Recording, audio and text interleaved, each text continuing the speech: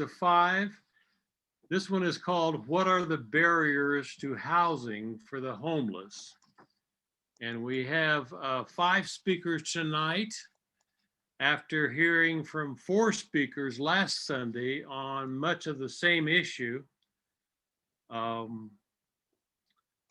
about the moral obligations of people of faith, the history of homelessness in Pueblo, what the homeless population looks like in Pueblo, and what 9 different significant programs have been doing to meet the immediate needs of the homeless. Tonight, we will hear from some people who are developing programs to enable those who are homeless to become housed and identifying what hinders their success, what obstacles they have found along the way trying to establish these programs that are very helpful. So let us begin with our first speaker, Teah Miller from Health Solutions, as she shares with us her experience with Housing First. Teah? Hello, thanks for having me. I'm not sure how you want to approach this, if there's questions people have, or if I just start talking about my program first. Yeah, I think it's best if you presented some background and some information about what you've been up to. Okay, great. So the first thing I just want to talk about is what we call Housing First. Housing First, I did a training several years on to try to address some things that we were seeing, which was a lack of available housing, quality housing for people.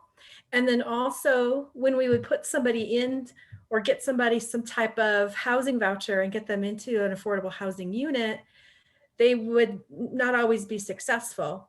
And so the model that I discovered was this Housing First model.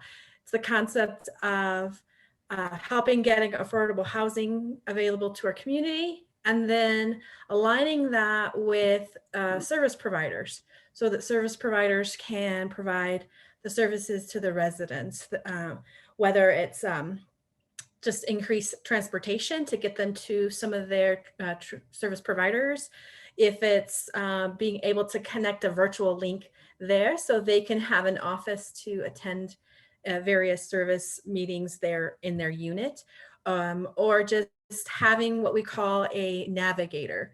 And so our Housing First has what's called a navigator. Everybody that's in the home, in the residence there on the lease, has the opportunity to get access to various services, whether it's increased healthcare, helping them find a doctor, helping them find whatever service they need, and the navigator kind of connects them or creates that coordination of care to that service provider and reduces those barriers for that person getting access to services. So it's kind of a twofold. We increase the quality housing available so that there is a effective, nice unit for someone to move into. And then also we connect a navigator to get them connected to the services that will keep them housed and help them become productive citizens of our community. So that's the Housing First model.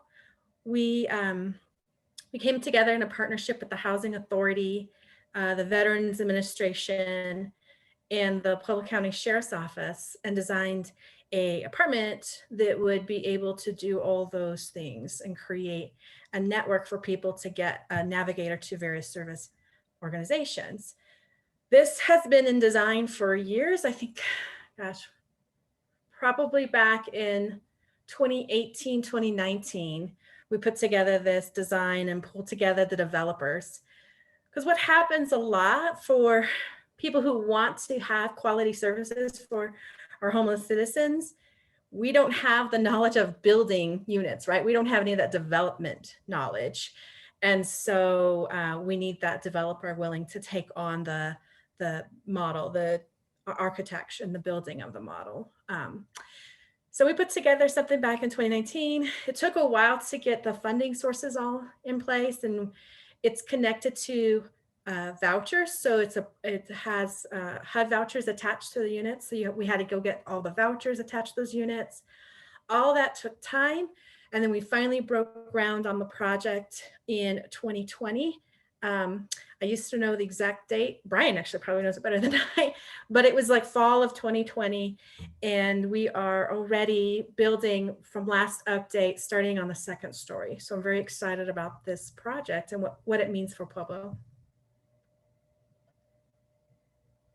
I should clarify, it's 35 units. I don't know if that's important, but they're all single bedroom units. And the way the Division of Housing sees it, it can be 2 heartbeats per voucher. So you can have a couple in there. So I can have a couple that lives into, a single bedroom.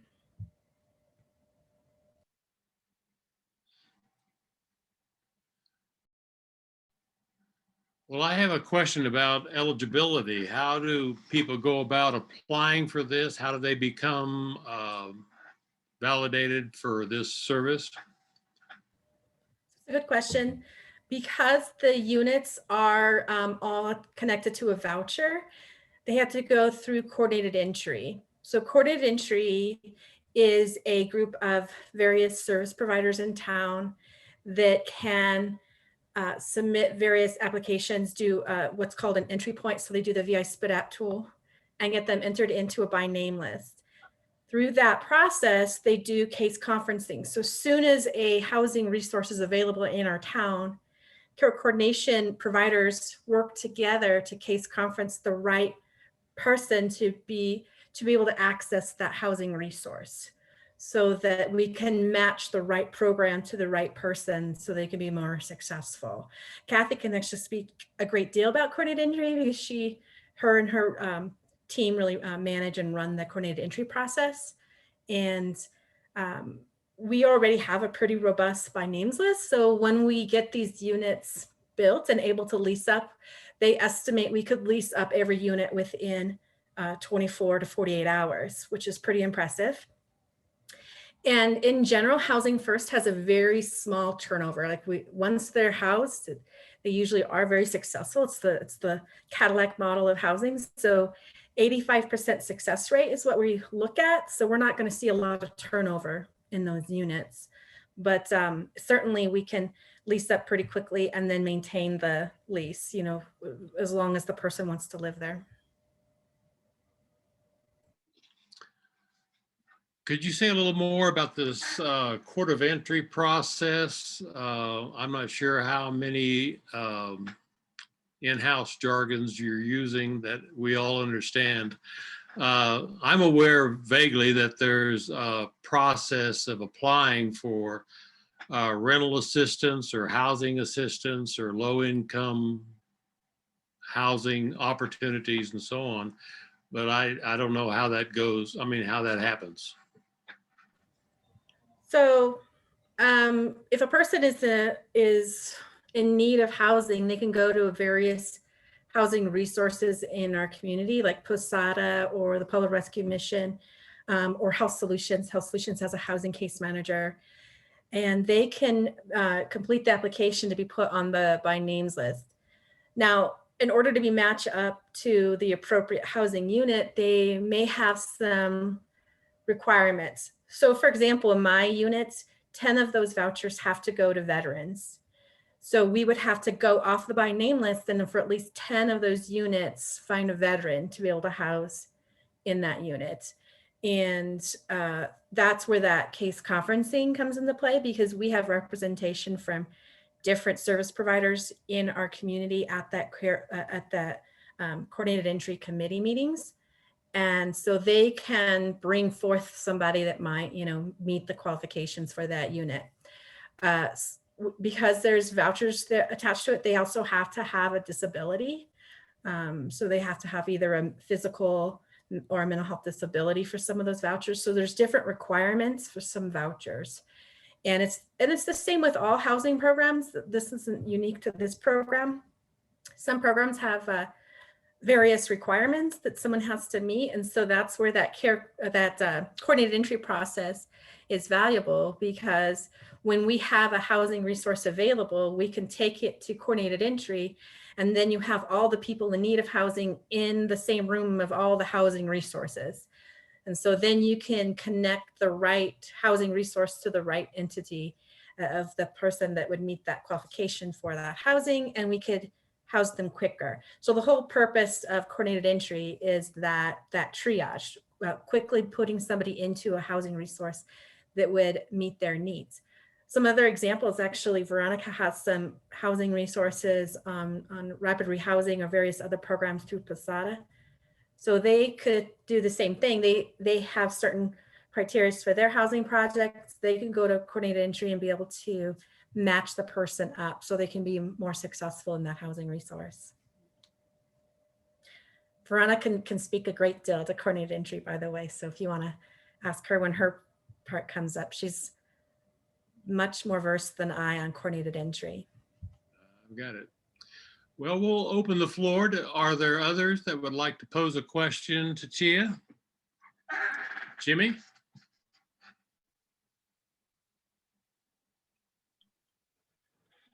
Hi, Teah. Thank you for joining us. Can you hear me? Are you going to be offering employment opportunities to some of your residents? And what kind of programs are you going to have at the facility other than housing? So it's a good question because we do what's called a tenant retention plan with every resident. So if that resident needs employment services, then we will match them to some services for employment opportunities. We meet the need of the person moving in. We don't dictate to them that they have to have employment resources if that's not what that person needs. So every resident gets what's called a tenant retention plan. That's what that navigator works through. They do that tenant retention plan. We also have a property manager. This is why Housing First is so successful, because you have two separate entities. You have the navigator, the one that's trying to maintain their residency and work with them on tenant retention. And then you have a property manager who their job is to enforce the lease and make sure they're complying with the lease. And they're separate, but they can work together in planning for the needs of that particular resident. So if someone needs employment assistance, then that navigator will match them to the right service provider in town. In case people aren't aware, sometimes you have to have certain insurances to get different employment services or to work with different service providers. So being able to have that navigator means that we can match the individual needs of that person to the right service provider for that person. Nowadays, with COVID, there is a lot of telehealth options too. So we're hoping that that'll be an advantage for people living in these units because they'll have some increased opportunities. We'll have a library in the complex with computers. So if they don't have their own access to technology, they can use that for some of their services. So that'll be exciting. I don't know if I answered your question, Jimmy, by the way, but in essence, yes, they will have it if they need it. So. Also in the paper, I noticed that there were, I think there were 3 options for payment of the rent of these units in this new project going up. Would you want to go over those again? Well, I'm not sure if I know if I said it that way. I don't know if that's the correct way of saying it. So they're all attached to a voucher, and there's different types of vouchers connected to each unit. So maybe that's where that came from, because there's the VASH vouchers, there's the Justice for Entry vouchers, and then there's the Chronic Homeless voucher. So maybe that's where the 3 came in, because there's different types of vouchers attached to the different units. But each person has the voucher. Okay. The thing that I noticed on it was that it said it would either be 30% of their income, 30% of the fair market value of their rental space, or some subsistence program that they would sign off on to commit to. Yeah, so depending on if someone enters in and they have 0 income, then they're going to pay 0%, right? Because the voucher place for the fair market. Yeah. And then there's different levels of rent that could be applied depending on income sources for people. I'm not sure if I can answer that question very effectively, actually. But in essence, some people can pay as little as 30% of their income to their rent. So the voucher covers the remaining of the rent. And some individuals there may have to pay 50%, up to 50% of their income to. So it's all based on their income verification. Uh-huh. Gary, may I ask one question before we move on? Sure. Teah, I was curious, this is such an interesting program. I love this idea of the wraparound services and just the success rate that you have with it. I wondered if you could quickly speak to, as you think about like building new facilities or apartment complexes, like do you run up against any resistance, or there barriers? If you could just kind of speak around those challenges and what might we do as a community to kind of help? So I personally am very passionate of having access to the whole continuum of housing. If you're going to lift somebody out of homelessness, you have to have housing at multiple different levels. And we should have those housing resources available in every community. That's how you create an effective community, is having multiple different housing options in the communities. So I'm very passionate about that. Some people may agree with that, but they may not want it, their neighbor to be this kind of apartment complex, right? They may be fine with it if it's across the highway or across the street, but having it in their neighborhood can be maybe worrisome for them, or they worry about what type of individuals will be adding to their community by that. What I like to tell people, you take it how you want to take it, but they're already part of our community. All these resident people they are citizens of our community already. We should have available housing options in every community so that a person has a choice in the community they want to reside in. I think that is the most robust neighborhood you can have, is when you have various options for housing resources within your community. All we can do, in my opinion, is have open and honest conversations with people. I'm okay with them expressing their fears and concerns. I'm not going to necessarily say that any of their concerns aren't valid. I'll validate their concerns, and then I'll try to educate them on some ways we can improve our relationship with these neighbors and what we plan to do. My hope is when people see our apartment building built, that it'll be the nicest apartment buildings in the community. That's what I hope people will recognize. They'll recognize that it has the highest level of security. It's the most, really beautifies the neighborhood, and it really increases the value of the neighborhood overall. That's what I hope they'll see, but sometimes they don't know that until it's done, right? You have to get through the process and get it built, get the people moved in, and then they'll see the value it adds to their community. But in the meantime, I'll address any concerns one-on-one if anybody wants to talk to me about it, because that's how we address that. We're not going to change people's opinion. There's going to be some people that'll never change their opinion on that, and that's okay. I'm not there to change their opinion. My hope is, like I said, they'll see the proof though. Over time, they'll see the changes in our community. Thank you, Teah. We appreciate that. We'll keep it open for other questions at other points in time as it seems appropriate, but we need to move on to our next speaker, who is Bryan Gallagher from the Housing and Citizen Services Department of HUD. And Bryan, please take it away. Well, thank you for having me here this afternoon. Just a quick introduction. I am Bryan Gallagher, the Director of the Department of Housing and Citizen Services for the City of Pueblo. Excuse me.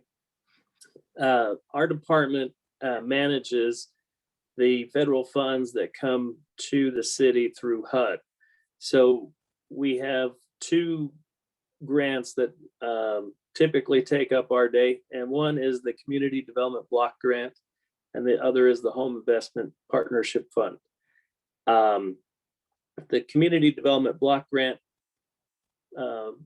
will fund public improvements and social services, not social services, but public services, and to an extent it can do other community direct programs, and through that we offer some direct services to owner occupied housing. So a low to moderate income individual who is faced with a large repair that they can't make in their home, they can apply to the department for funding for that as long as the funding holds out. And it does go fairly fast. But the purpose of that is to keep the neighborhoods vibrant, because if just something as simple as a water heater these days is almost a $2,000 repair. If you don't have hot water, your house is going to get into disrepair, and then that will kind of telescope through the neighborhood as far as the other issues that happen. So CDBG funds comes back into play in the homeless initiatives through public services.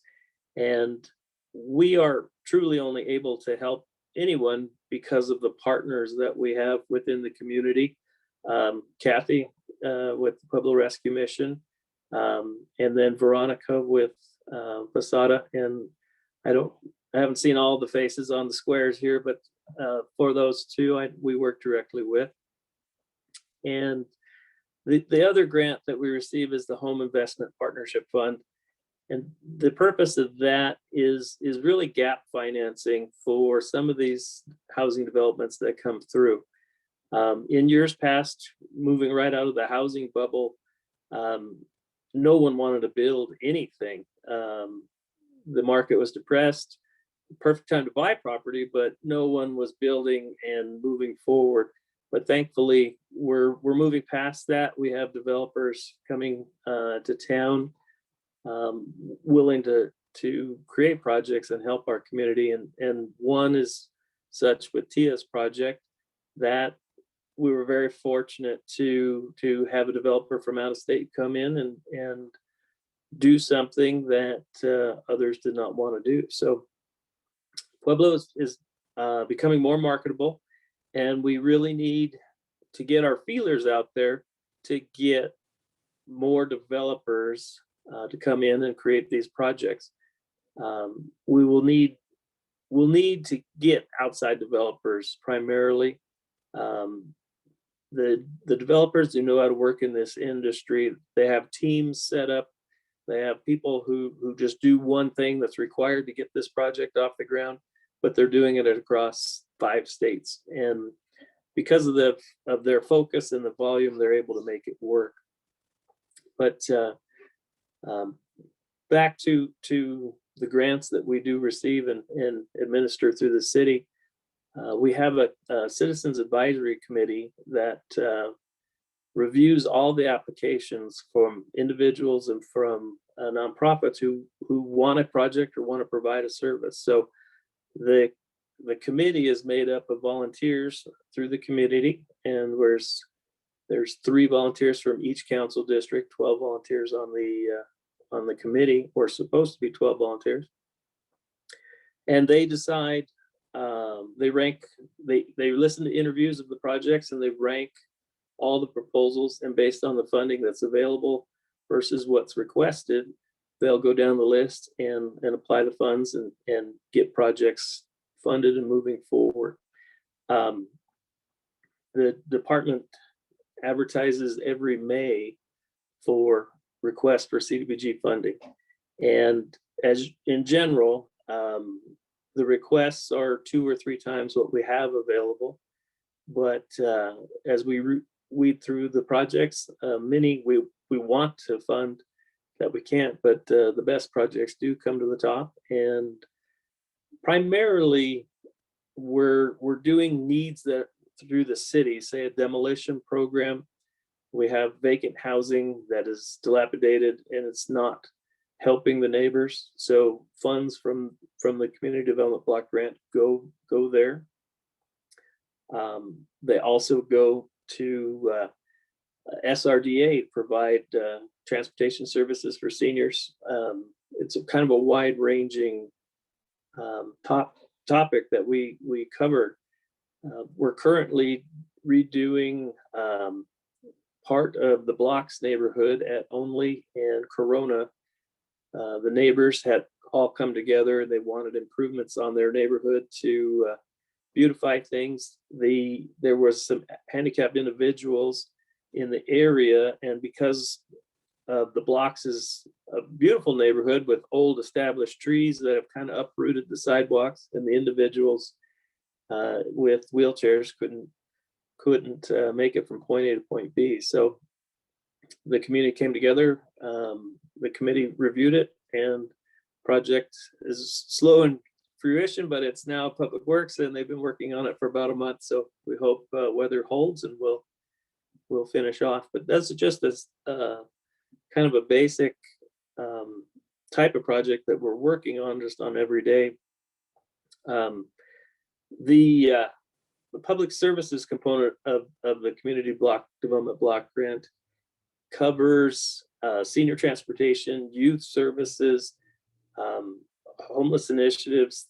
Generally, we'll do youth homeless activities through Posada. We'll do some homeless outreach through Posada, and also we've helped do some initial funding for the rescue mission, and we should be coming back with some actual service delivery here shortly. So the city, through its own revenue, helped with operations for the Pueblo rescue mission in the last year, and that was a requirement, kind of a matching requirement from the state where they got their funding from. So we work primarily, it's a teamwork orientated scenario, and we're always just a little piece of the pie, or in some services we're a little bit larger, but we're generally that one piece that gets it over the edge to make it doable.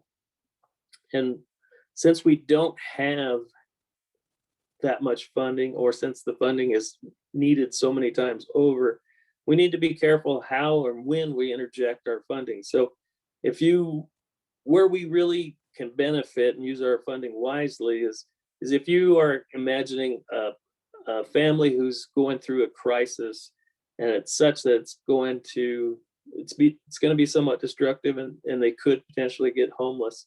So if you have a scenario where the family is in a stable position and they're falling down in towards homelessness, maybe they find some services that help them correct whatever issue it is and get them back on their feet, and then they make it back up into independence. We need to be interjecting our funds at that critical level after they're coming, the condition is proven, but before they get to homelessness, we need to get there and get them into housing first, as Teah said, or some other type of transitional housing before they get to the homeless shelter. So with Posada's assistance, we've funded a tenant-based rental assistance program this year. We provided $500,000 to provide tenant-based rental assistance. And while that's a big chunk of money for our department, it is not a big chunk of the homeless population. But with that $500,000, Posada will be able to assist families for 12 to 24 months based on how they want to enroll in the program. And their program is designed to get them self-sufficient. So, as a key partner in that, we're helping get people and families before they go find Kathy at the homeless shelter. But if they do make it to the homeless shelter, the whole premise of the way we got this laid out is, if we kind of focus it back to medical terms, Kathy's shelter is like the ER triage center. From intake on Kathy's side through the VSBDAP program, other programs, they determine where they need to go or how we can help them from there. And one direct line is right to Teah's Housing First model. And as that fills up, what we need to do in the future is build more transitional housing and more permanent supportive housing. Going into those two things sound the same, but they are a little different.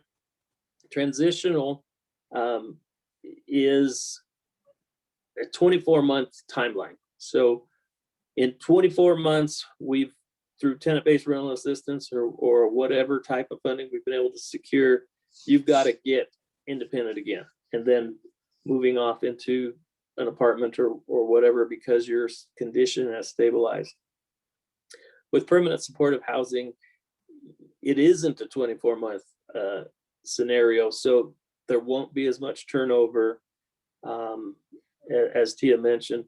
If there is turnover, it'll be replaced fairly quickly, and because your housing is funded by a voucher, if you have any sense in the game, you're going to protect that scenario, because when do you ever get rent that is paid for by a voucher? So by having a voucher and the benefits of a voucher in the healing scenario, but you have the benefits of this thing is keeping me housed, I need to protect it. So there shouldn't be much turnover, but if there is, there's enough demand that it'll be replaced quickly. And back to some of the not in my neighborhood scenarios, this program, this project is going to set the stage for how well we receive it in other neighborhoods, because we do need at least 3 more of these. That's only what, Teah, where are we at? Only $40 million. So we do need at least 3 of these as one flavor on the buffet, and we need to come back with additional transitional housing or focused housing in the senior category, with the baby boomers aging. Senior services are going to be on the rise more than we ever thought, and housing is coming along with that. So we're going to have specialized and focused housing moving forward, but what we need the most is housing, because we were talking a bit about the 30% of your income. That's the general term of what affordable housing is. So we have currently 6,000 families paying 50% of their area median income on their rent. So they're housing poor, I guess you'd say. They're cash strapped. Once they pay the rent, they don't have the funds to get the general necessities. So they're using other programs. Bryan, before we run out of time on yours, did you want to mention something about your 4 sessions coming up on Tuesday for community input to what's going on? Well, I made an outline for the program today, and I only got to 1 page. So let me hit one quick thing. Is I don't know how much we've talked in the previous sessions, but low-income housing tax credits is the key vehicle to getting this housing built. And the reason I said we need some out-of-state developers coming in is, one, they bring the experience of this type of funding, but generally they can only get 1 project funded in a state. And if they're hitting more than 1 state, they're going to be getting more projects. But we have the low-income housing tax credits is the #1 vehicle to get these projects built. We're limited that we can only really have 1 project a year, but we need to find those developers who want these projects. And another component of what we do in the department is we handle the private activity bond allocation. So that's $6 million annually, and we're going to hold that for a year so that we have $12 million to offer a developer to team with these tax credits to build more housing. But I do want to put plug in for what we've got starting next week. The consolidated plan process is a 5-year plan that the department puts together and submits to HUD.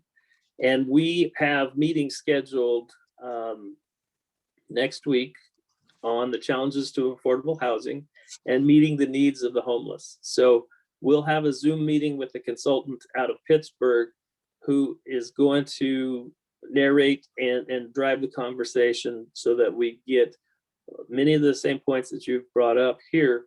But the key focus is that if we don't identify these needs and get them in this consolidated plan, they can't be funded in the next 5-year picture. So whatever needs that we derive from the public input in the consolidated plan process is the goals that we will establish to direct the funding for the next 5 years. So it's very critical if we want to make headway in these topics that we need to get participation and get the point on the agenda that that this is valuable problem in the community that we need to address, so we can move forward with that. In the following week, we'll have 2 meetings, one on economic and community development, and then the last one is equal housing for all, and that is going to bring in a component of the analysis of impediments that we need to do, and we need to make sure that housing is offered fairly to everyone. One huge scenario to Teah's project was the neighbors were upset that it was going into the community, but the Fair Housing Act says you can't protest this based on, as Teah mentioned, it's discrimination because they were upset with something that hadn't happened yet. Now, if the building was built and people were having parties and loud noise, you can complain about the action, but they were complaining about the thought of them coming to the community. And as this is my community as well as yours, we've been here a long time. I didn't think that we were really that discriminating, but it's becoming evident that we have a lot of work to do in the fair housing world.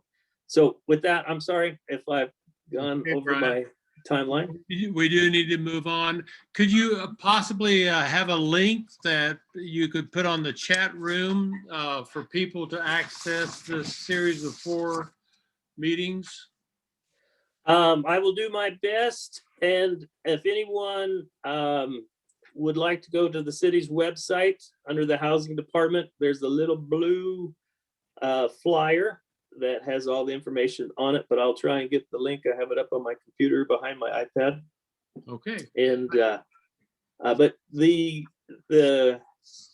consolidated plan is very important to the community. And one other thing that happens in the department is the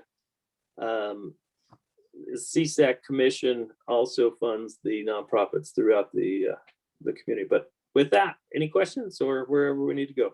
We need to move on. Thank you, Bryan. Let's move on to Veronica Gold from Posada. She has several good news items to share with us. Hello, everybody. My name is Veronica Gold, and I am the Housing Stability Case Manager with Posada. And so I administer 2 of our housing programs, specifically the Rapid Rehousing Program and the Permanent Supportive Housing Program. These programs are HUD-based programs. They're HUD funded, and they are funded through the Colorado Coalition for the Homeless up in Denver.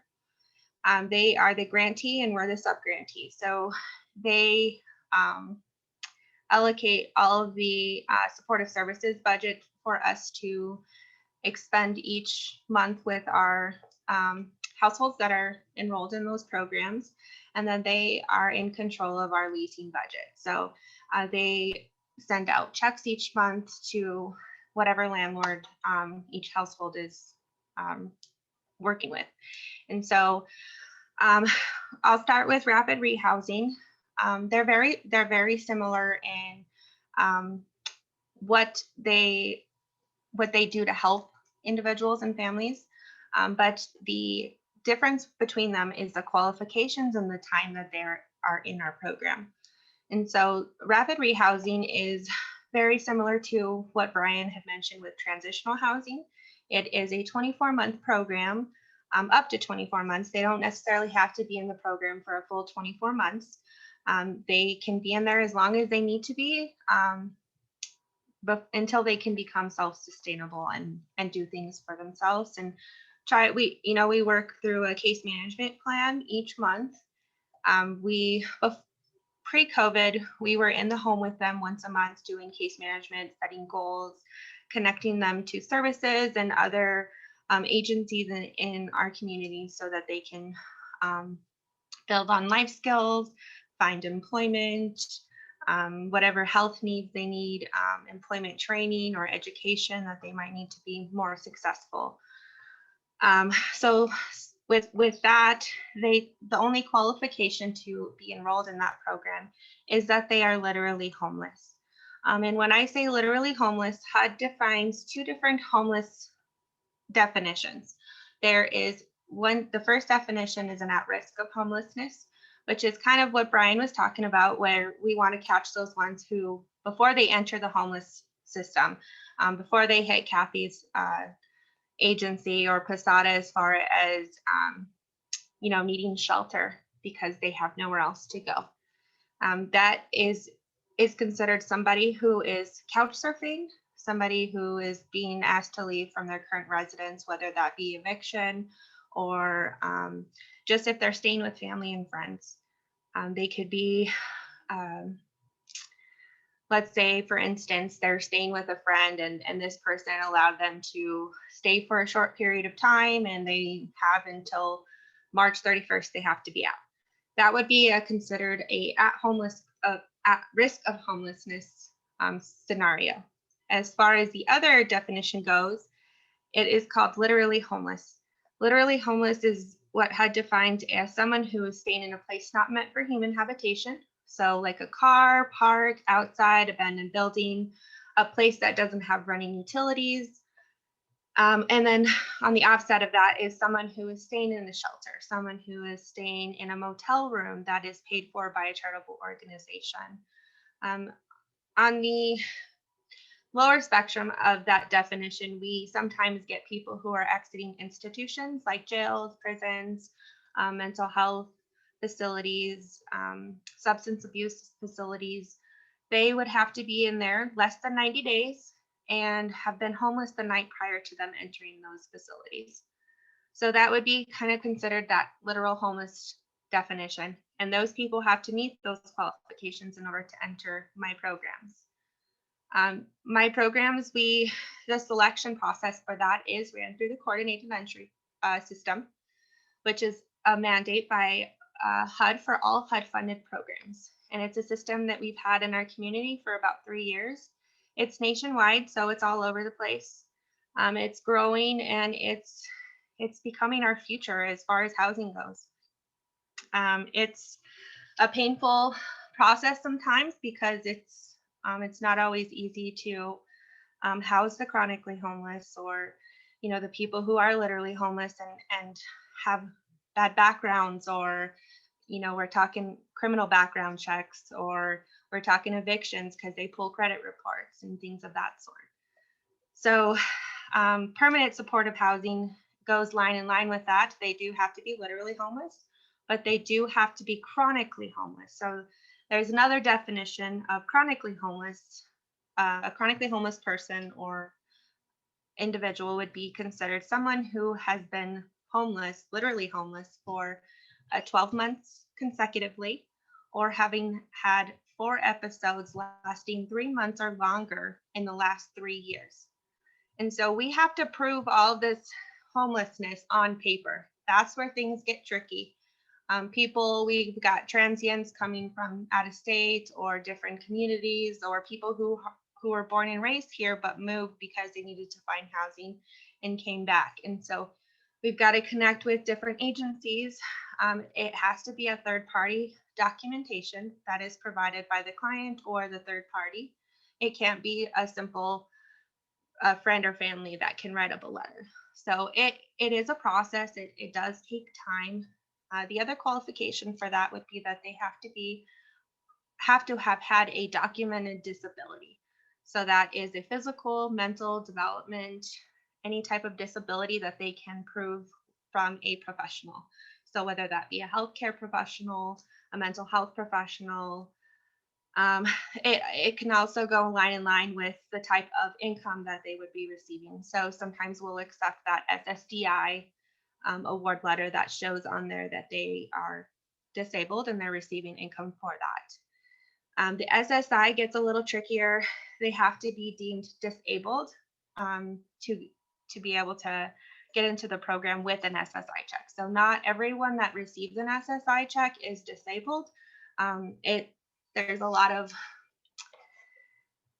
I guess, language that the Social Security Administration has with their income and SSI and SSDI. And so that's a whole nother topic. But yeah, so they just have to be chronically homeless and have a documented disability to be in that program for the permanent supportive housing.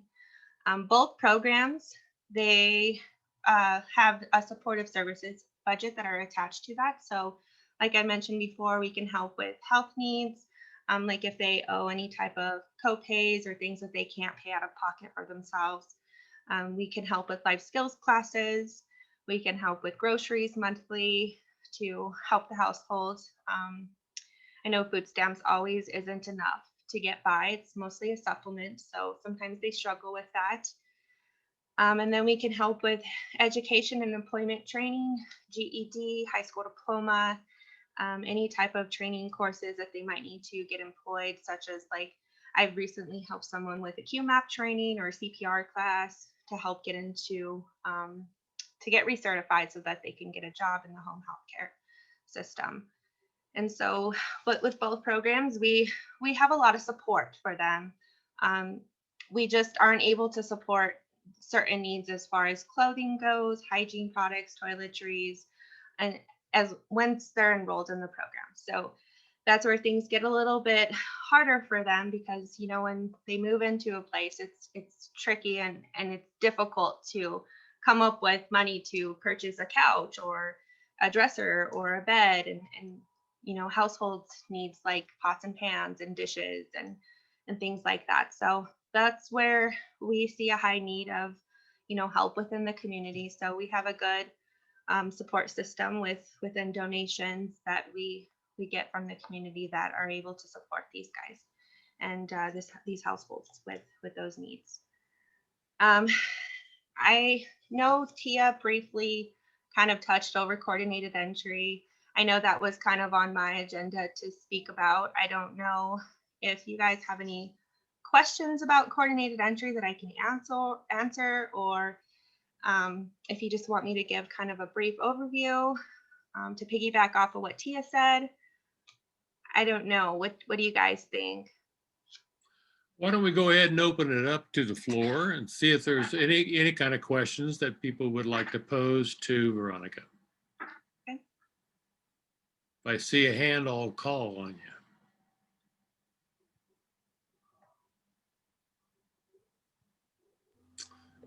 Well, I had a question. Oh, here we go. Patrick?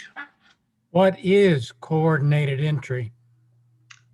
Well, that's a good question.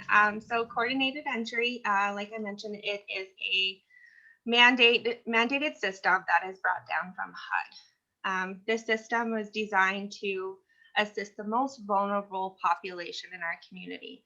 So we're talking people that have chronic disabilities, chronic health conditions, people who have been chronically homeless, veterans,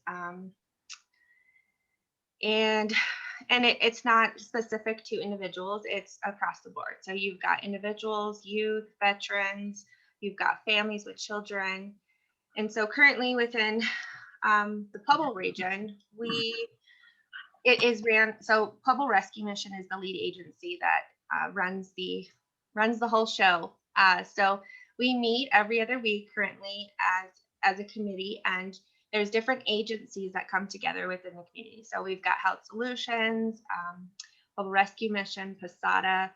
We've got Volunteers of America, Rocky Mountain Human Services. We've got the Pueblo County Sheriff's Office Reentry Program, the YWCA. We have a solid group of individuals that come and support this committee. And basically what it is the process to get them on this binding list that Teah mentioned is it's basically a wait list. We call it a binding list. That's what HUD calls it. And it's a list of head of households that come in to one of our access points here in Pueblo. We have a multi-access point and one centralized referral place, which is the Pueblo Rescue Mission. So somebody can go who's needing housing. They do have to fall under that literal homeless guideline in order to get put on this list. So they would enter one of these access points.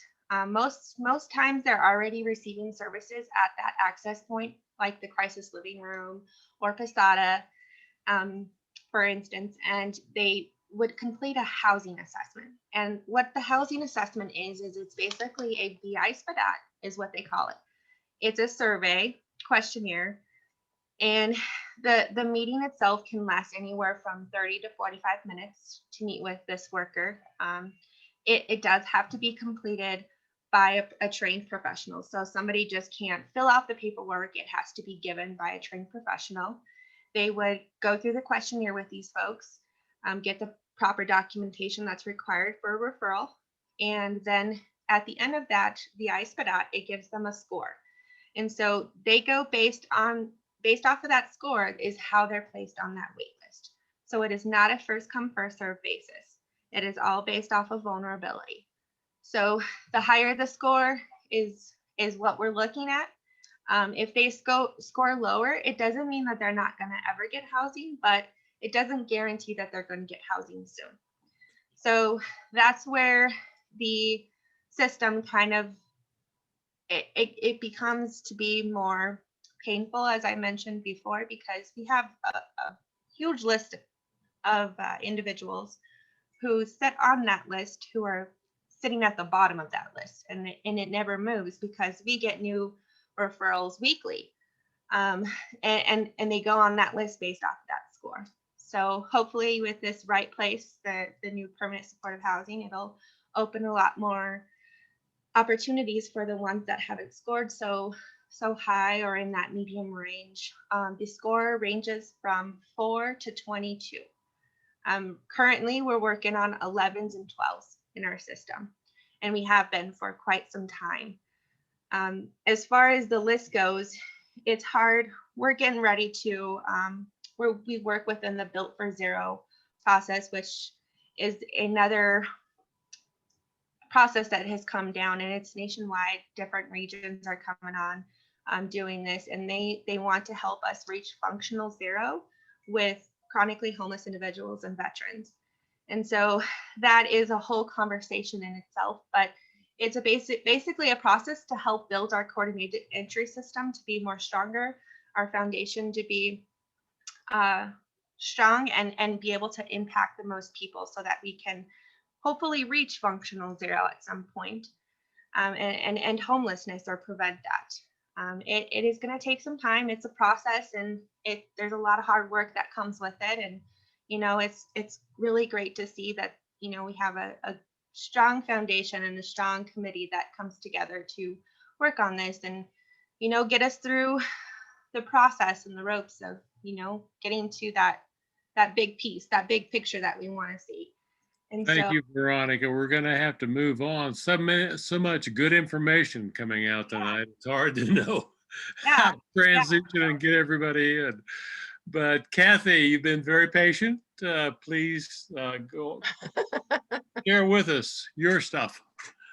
Okay. Well, I've been, tied to some of the things we've been talking about, but so when Nona had approached me, she was asking me, what are some of the barriers that the homeless community run into as far as moving forward? And so that's basically what I'm speaking to this evening. And really, there's several different areas, although I know it said identification, that's certainly one of them. Also, Social Security cards, a place to get mail, and then transportation. Those are some of the probably the big four that we run into, at least with the homeless in the shelter program. So as many of us, when we're going to get our driver's license renewed or need an ID, we just go down and we get her done. But most of these folks have lost or had stolen their identification at some point in time. So they have nothing. we do not require identification to get into the rescue mission. Some places do. We do not do that, or we would be empty, I believe. Anyway, so if they've lost or had their ID stolen, how are they going to get one? Well, you know, since 9/11, there's a thing called the Patriot Act, and you have to really go through a lot of different things in order to get identification. And so you need a birth certificate. Well, very few of them have a birth certificate that they're carrying around, because if they had it, they lost it or it got stolen too. And, you know, if they weren't born in Pueblo, Colorado, then you've got to identify where they were. Oh, well, I was born in Texas. Well, what county was it? Well, I have no idea. You know, it's around Dallas somewhere. I don't know what if that's a county, blah, blah. So you have to go through a lot of steps in order to get to a point where you can even come close to ordering a birth certificate for these folks. And of course, there's a cost associated with that. And there's a timeline that sometimes seems like a forever thing. But so as a part of our program at the Rescue Mission, and there are other programs, I know Posada does that, cooperative care, getting birth certificates is a real key to the groundbreaking of getting onto the path to really find some way to get eventually to housing, which is what we're talking about tonight. The other thing is a social security card. You have to have two forms. So if you have a birth certificate and a social security card, you're in great shape, or a passport or something like that. But they just don't have these items. So it is a long journey in order to get to the point where they can get these things. The social security card is in and of itself, especially in the age of COVID, quite a challenging adventure, because first of all, they take no walk-ins at the Social Security office. And so you have to fill out a form, and then you have to send in your certified birth certificate, an ID if you have one.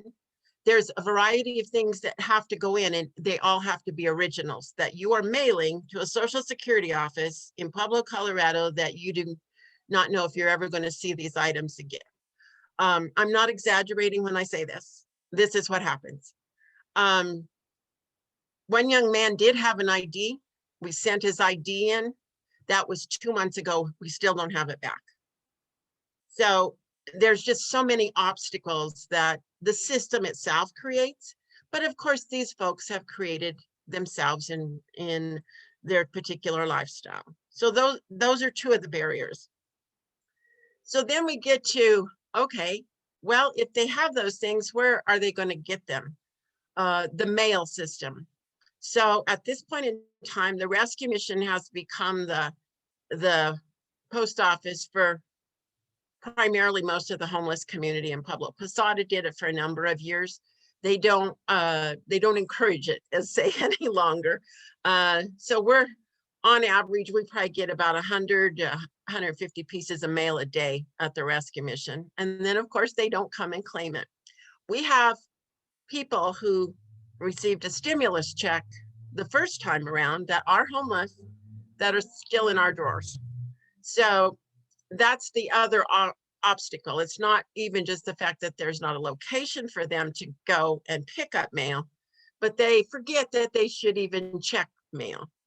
And if you have a Social Security claim pending, or if you're expecting an ID, or if the Department of Social Services is sending you a recert on your food stamps, there's just so many things. So mail is a big option. We've tried to open it up, but it's still a difficult process.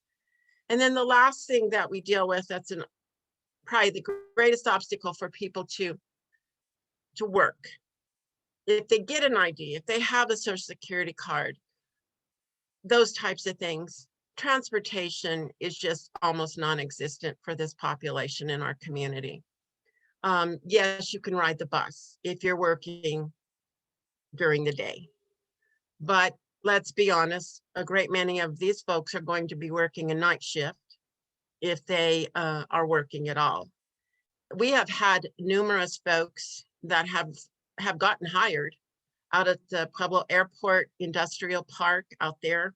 in different areas, but they're working shifts and they last for a short time and then they just can't do it anymore because there's no way for them to get back and forth. Or the hospital laundry that's out on the south end of town is another great hire. And I know Evie can talk to some of these things when she rehire. But so transportation is a critical need in this. It is for a lot of people, not just the homeless, but it certainly is a deal breaker for many of these folks. For them, you know, everybody says, well, they just need to get a job.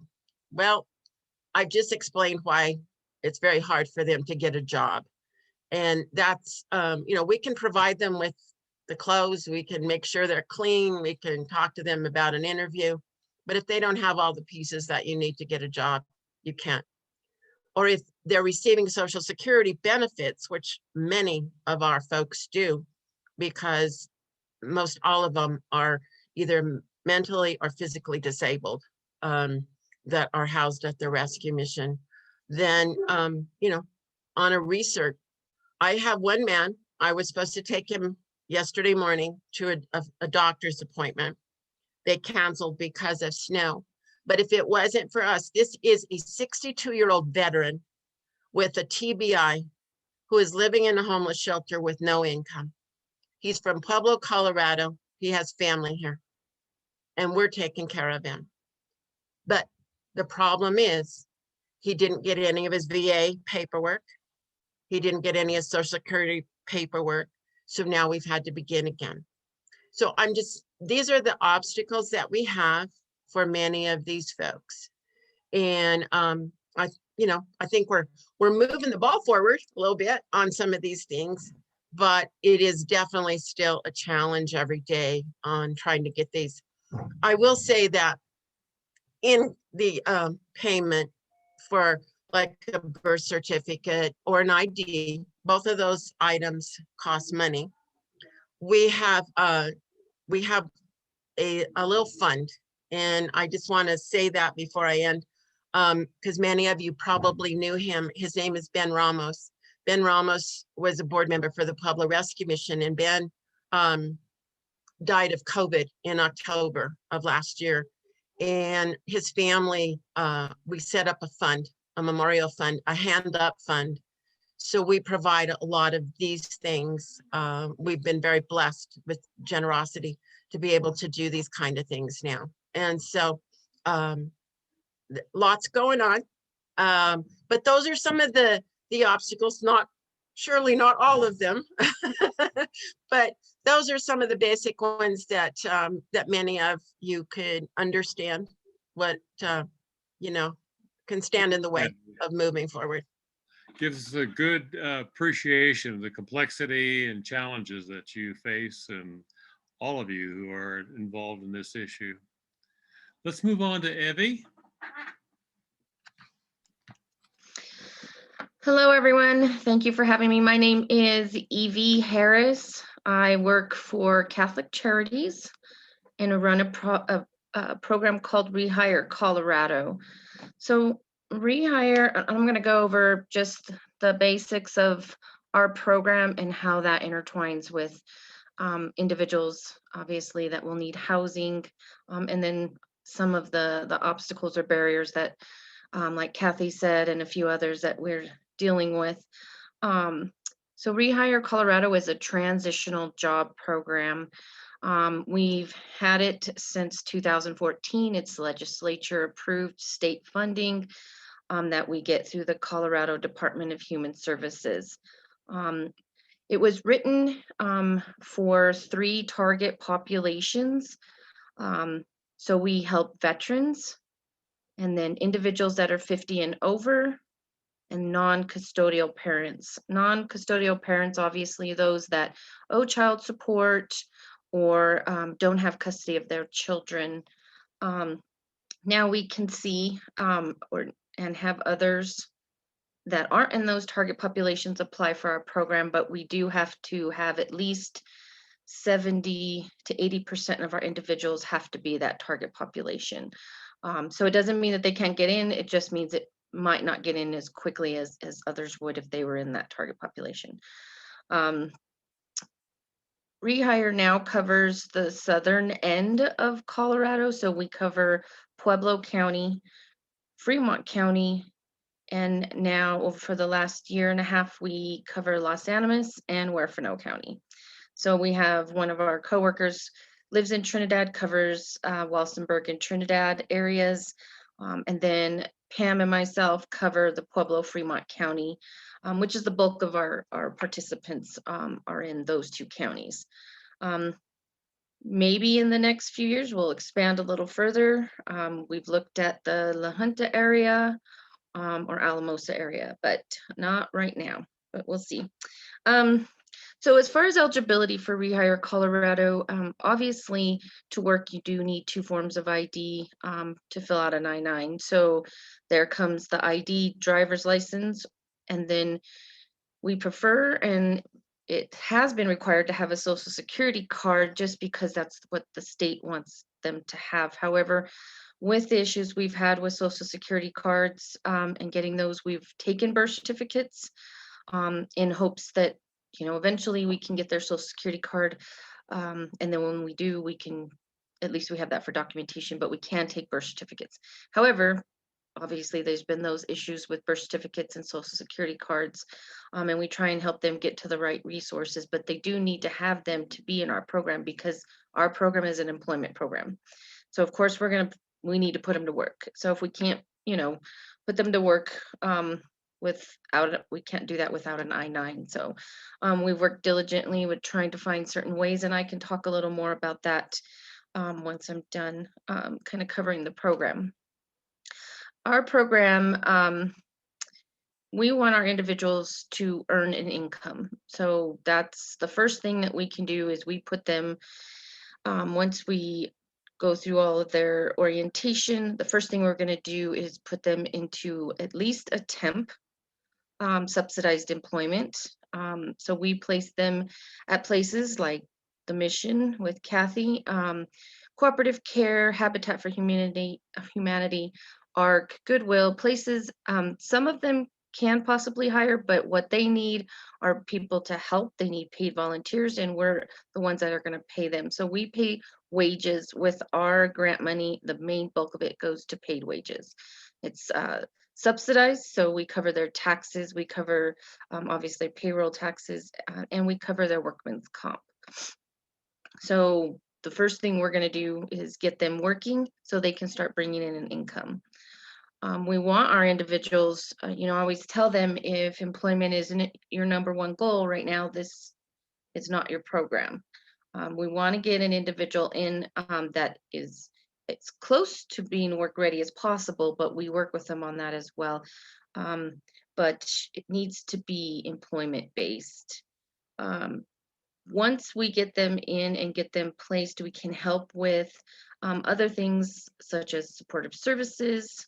And with those supportive services, we can help with, if they don't have a cell phone, that's one of the first things we're going to get them is a cell phone, because communication is key to job searching, obviously. And then we need to be able to contact them and work with them.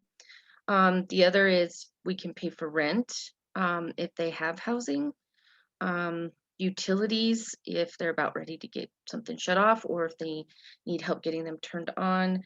Transportation is key. I know Kathy mentioned quite a bit the issues with transportation. Now we've tried to work with them. We can get them a bike if they're able to ride a bike.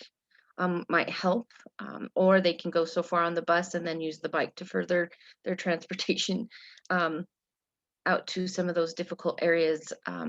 However, we've done repairs to vehicles. If they have a vehicle and it's not running, we can do repairs to their vehicles to have so they have ample transportation. Now we can pay for gas cards if they need help with gas, especially up front before they, you know, get back on their feet. We can help with the gas cards. We have paid for bus passes. Right now the bus is free, but we can pay for bus passes. But those limitations are still immense with you can't work after 6. It's not running on Sunday.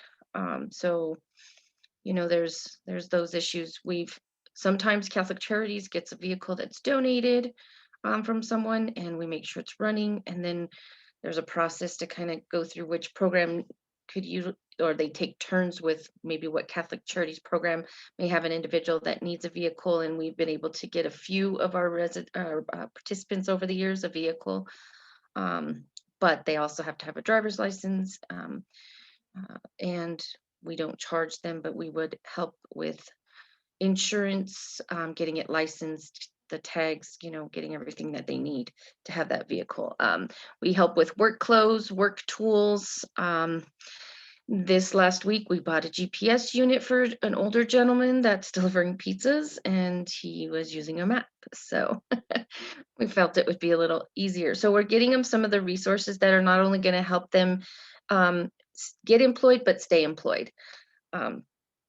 We can place our individuals up to 3 times or a max of 30 weeks, whichever comes first. But really, you only get one shot at rehire. So once you get in rehire, you want to be able to take it full advantage of it at that time, because once we close you out, whether you're successful or not, we can't let you back in. So we really try and get the information from the individuals and assess their needs and their work readiness as much as possible, because we understand if something happens and it times them out, like a health issue, or maybe it's childcare, things like that, we want to look at before we get them in.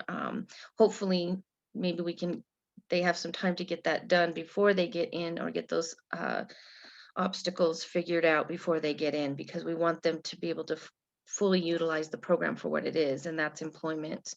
We really work with we're looking for host sites all the time. We can work with any host site or employer that can take attempt to hire, paid, volunteers, anything like that. So we can work with, we give priority to small businesses, small to medium size, because that's where one person really matters, to that person. On larger corporations, we work with them, but sometimes they don't have the time to deal with a smaller program like ours. They just have a hiring process that they go through. So, but we help our individuals also with job coaching, resume building, mock interviews, site remediation. We're really there to help them work some of those things out, either at the job site or getting to a job site. And then we can pay for some paid training or short-term education.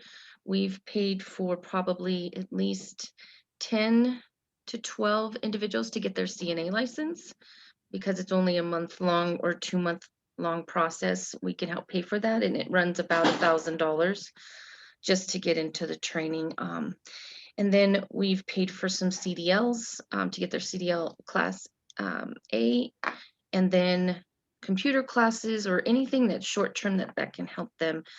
So we're always looking for opportunities to help them with that can further their chances of not only becoming employed, but then hopefully, which is the whole goal for our program, is people to get to unsubsidized employment, permanent employment with a company. So it's a transitional job. We want them to transition from temporary, we're paying them, we're the employer of record, to an unsubsidized paid job by a company. So that's our whole goal. And we get at least 75% success rate with our individuals. We've been doing this for 7 years. I think we have a really good system of getting referrals in. We have, all of our agencies that we work with are referral sources. But you can always go to Catholic Charities and pick up a referral form and apply. But we really looked for word of mouth with a lot of our agencies and our employers. Workforce Center, that's typically where our office would be had COVID not come. I haven't worked from that office for a year now. So, one of the things that individuals are going to need to be successful in employment is housing. We've paid for individuals to get into housing. We've temporarily put them into hotel rooms so they can get started until hopefully they can find a place. But unfortunately, the limits there's limitations on that as well. It takes a long time sometimes to find a place that they can live. There's not a lot of affordable housing. Sometimes our individuals have already been restricted from certain hotel rooms or hotels or motels that take, weekly or monthly room. We've helped pay for them, but it does take time. Let's see. Evie, Go ahead. break in again. We need to shift on to the group discussion time. Thank you all very much. We have really been enriched by this knowledge of the wraparound programs of each of you in terms of assisting people in a holistic way. The question that we want to focus on is what obstructs and what enhances transitioning from homelessness to permanent, safe, secure housing. Much of what you have heard about tonight has been addressing that very question. So what else have you heard that you know about that you would like to share with those that you break out in a small group with? Also attached to that question would be what are some systems that may need to be changed in order to overcome some of these obstructions and open up the way for people to obtain permanent housing? So welcome back, everybody. I wish we would have had a lot more time tonight. We had so much good information to acquaint us all with the complexities, but also the promises of how the Pueblo community is trying to respond to the issue of homelessness. So we thank you all for participating in our discussion tonight, particularly to the speakers and the ones who led us through this.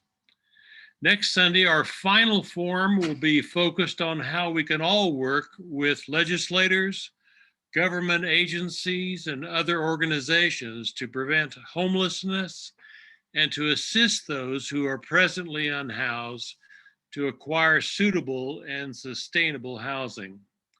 We hope you will join us again next Sunday, March 21st at 4:30 for our final forum. We wish you all good night. And one last thing before you leave, I just want to, if you're interested in taking action now, the legislature is up and running around housing bills, and there's a current bill that needs help. This would actually help create more housing at the local level. It's House Bill 1117. There's an email or a Twitter link. It'll take you to your specific legislator. Again, this is in the House. It's going to be voted on next week, and hopefully it'll make it out of the House. So there's an action opportunity right there. Very good. Thank you, Megan.